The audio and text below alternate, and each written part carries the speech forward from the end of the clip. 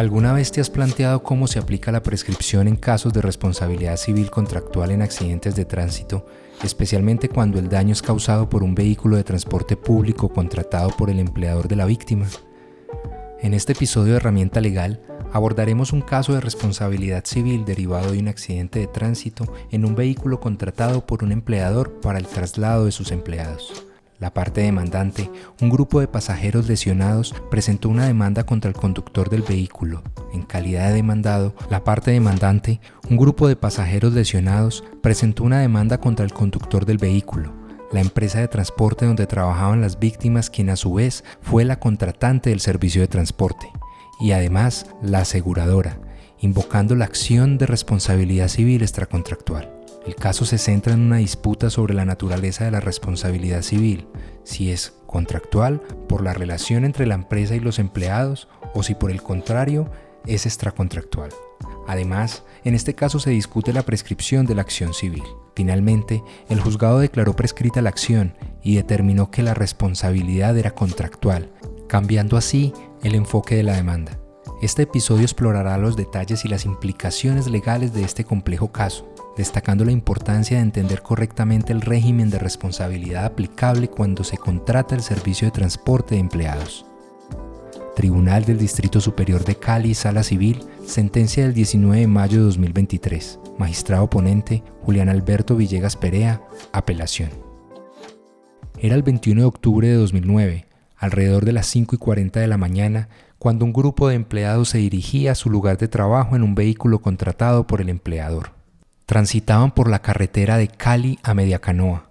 Durante este trayecto, el conductor del vehículo perdió el control debido a una conducción a excesiva velocidad. Este hecho llevó al volcamiento del vehículo sin la intervención de otros actores viales. Este accidente no solo causó lesiones a los ocupantes, sino que también planteó cuestiones legales significativas. La situación, inicialmente un desplazamiento laboral rutinario, se convirtió en un caso de estudio jurídico por sus implicaciones en términos de responsabilidad y compensación. Los detalles de este incidente y cómo un acto de conducción imprudente desencadenó una serie de eventos legales que serán el foco de nuestro análisis en este episodio. Tras el incidente, la parte demandante compuesta por los pasajeros afectados tomó la iniciativa legal. La demanda fue formulada sobre la base de la responsabilidad civil extracontractual. Los demandantes sostenían que el accidente y sus consecuencias debían ser atribuidos a la conducción imprudente del conductor del vehículo. Además, extendieron su reclamación a la empresa de transporte, la empresa contratante del servicio de transporte y la aseguradora, argumentando que estos también debían ser considerados responsables debido a su relación con la actividad peligrosa que es la conducción de un vehículo automotor. La demanda incluyó peticiones específicas. En primer lugar, se solicitó que se declarara a los demandados como responsables de manera solidaria por los daños y perjuicios causados por el accidente. En segundo lugar, se exigió una indemnización para cada uno de los demandantes, cubriendo tanto el daño emergente como el lucro cesante, basado en lo que se probara durante el proceso. Además, se solicitó una compensación por daños morales y por daño a la vida en relación. Este planteamiento legal refleja no solo la búsqueda de justicia y compensación por parte de los afectados, sino también que plantea cuestiones profundas sobre la interpretación y el alcance de la responsabilidad civil en contextos de accidentes de tránsito. Posteriormente, cada parte demandada presentó sus argumentos de defensa, reflejando la complejidad del litigio. La aseguradora se opuso a las pretensiones con el argumento de que no se aportó prueba que detone la obligación de indemnizar. Entre sus excepciones de mérito, destacó la inexistencia de la obligación de indemnizar, inexistencia de cobertura, prescripción del contrato de seguro, prescripción por ser un contrato de transporte, ausencia de prueba de perjuicios y excesiva valoración de los mismos y falta de competencia por tratarse de responsabilidad patronal. Por otro lado, la empresa de transporte se opuso a las pretensiones, cuestionando la tesis del informe de tránsito que señalaba al conductor del vehículo como responsable del accidente. Argumentaron que esta afirmación debía ser confrontada con los elementos probatorios que se recaudasen dentro del proceso. Además, señalaron que los daños no estaban tasados ni se habían presentado pruebas al respecto. Entre sus excepciones de fondo, presentaron la de configuración errónea de la naturaleza del proceso, prescripción, cobro de lo no debido y la innominada. Finalmente, la empresa contratante y empleadora de las víctimas argumentó que no estaba obligada a responder, ya que la prestación del servicio de transporte la brindaba la empresa contratada y no se aportó prueba de los perjuicios alegados. Sus excepciones de mérito incluyeron incorrecta fijación del ámbito cognoscitivo de la decisión judicial pretendida, porque era contractual y no extracontractual, prescripción y falta de legitimación en la causa por pasiva, al igual que inexistencia de la obligación y la genérica. Finalmente, respecto del conductor se desistió de la acción. El juez de primera instancia enfrentó dos cuestiones fundamentales al emitir su fallo: determinar la naturaleza de la responsabilidad, si era contractual o extracontractual, y evaluar la prescripción de la acción. Primero, en cuanto a la responsabilidad, los demandantes habían planteado la demanda bajo la premisa de la responsabilidad civil extracontractual, argumentando la imprudencia del conductor y la participación de las empresas relacionadas con el transporte. Sin embargo, el juez consideró otro enfoque. Tras un análisis detallado, determinó que la situación se encontraba mejor bajo la responsabilidad civil contractual. Esta decisión se basó en la existencia de un contrato de transporte entre la empresa de transporte y la empresa contratante del servicio, lo que implicaba una relación contractual directa que afectaba a los empleados transportados, demandantes en este caso. El juez argumentó que dado que el traslado de los empleados era el objeto del contrato, los demandantes no eran ajenos a esta relación jurídica. Es importante mencionar que la prueba del contrato fue la aceptación de la relación contractual por las partes, teniendo en cuenta que no fue posible allegar documento que así lo constatara. El segundo punto crítico fue la prescripción de la acción. El juez concluyó que dado que la relación se encuadra en el ámbito de la responsabilidad contractual, era aplicable un plazo de prescripción específico. En este caso, el lapso prescriptivo había expirado 2 años después del accidente de acuerdo con lo establecido en el artículo 993 del Código de Comercio, lo que significaba que al momento de presentar la demanda, la acción ya había prescrito. Esta determinación fue crucial, pues aunque el juez reconoció la existencia de un daño, la ley establece límites temporales dentro de los cuales deben ejercerse las acciones legales. Este fallo de primera instancia priorizó la interpretación contractual de la responsabilidad y enfatizó la prescripción de la acción, dejando sin sustento la argumentación planteada en la demanda sobre la responsabilidad aquiliana. Continuando con la segunda instancia, la apelación se centró en 2 aspectos esenciales: la naturaleza de la responsabilidad, si era contractual o extracontractual, y la prescripción de la acción. Respecto a la naturaleza de la responsabilidad, el apelante argumentó firmemente que los efectos del contrato no debían extenderse a los demandantes, ya que estos no formaban parte del convenio entre la empresa de transporte y la empresa empleadora.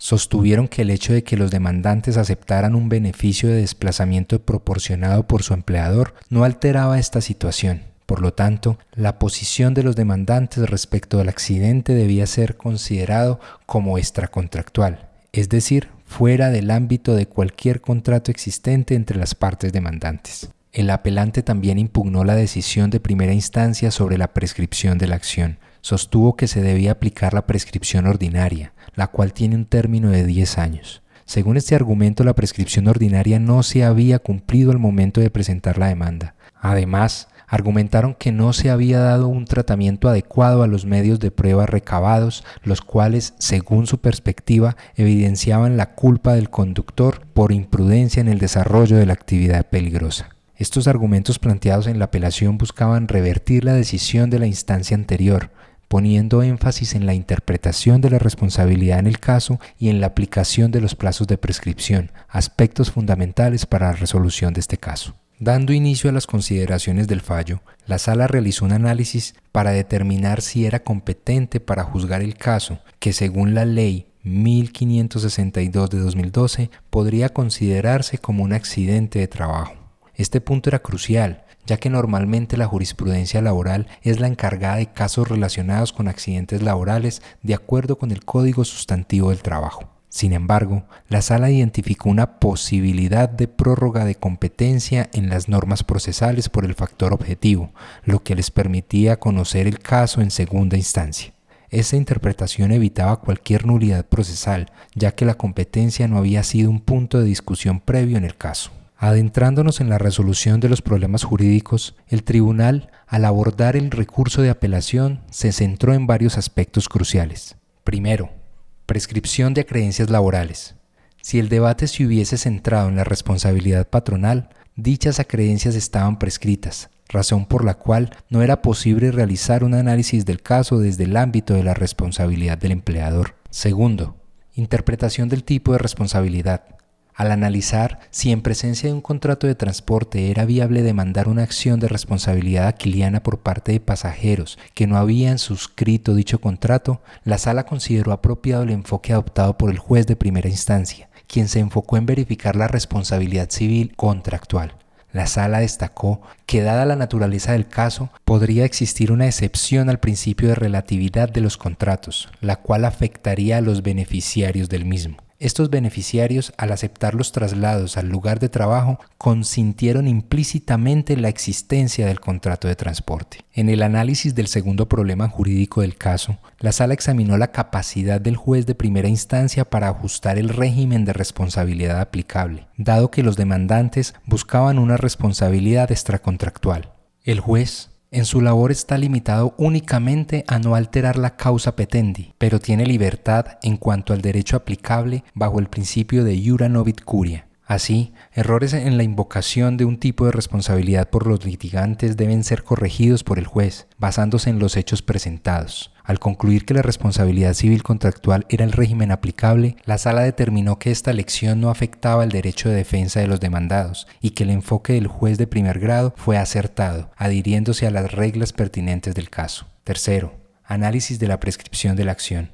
La Corte evaluó la excepción de prescripción de la acción tal como se había alegado en la primera instancia. Se confirmó que no hubo error en la decisión del juez de primer grado al declarar probada la excepción de prescripción. Esto se basó en la interpretación de las normas pertinentes y en la aplicación de los plazos legales establecidos para la prescripción de la acción contractual cuando media un acuerdo negocial del transporte que es de 2 años, término que ya había expirado al momento de la presentación de la demanda. Finalmente, la Sala, tras analizar los argumentos presentados, decidió confirmar la sentencia de primera instancia. Determinaron que en efecto se había configurado el término de prescripción de la acción según lo alegado por la parte demandada. Esto llevó a la Sala a confirmar la decisión anterior y a condenar en costas procesales de segunda instancia a la parte apelante. En este episodio de Herramienta Legal hemos revisado el caso de un accidente de tránsito desde sus inicios. Hemos examinado los detalles del accidente, la demanda basada en la responsabilidad civil extracontractual y los argumentos de apelación, centrándonos en aspectos claves como la naturaleza de la responsabilidad y la prescripción de la acción en accidentes de tránsito cuando media un contrato de transporte. La decisión final del tribunal, que confirmó la prescripción y la responsabilidad contractual, cerró el caso dejando lecciones importantes sobre la interpretación y aplicación de la responsabilidad del empleador y el contrato de transporte al lugar de trabajo.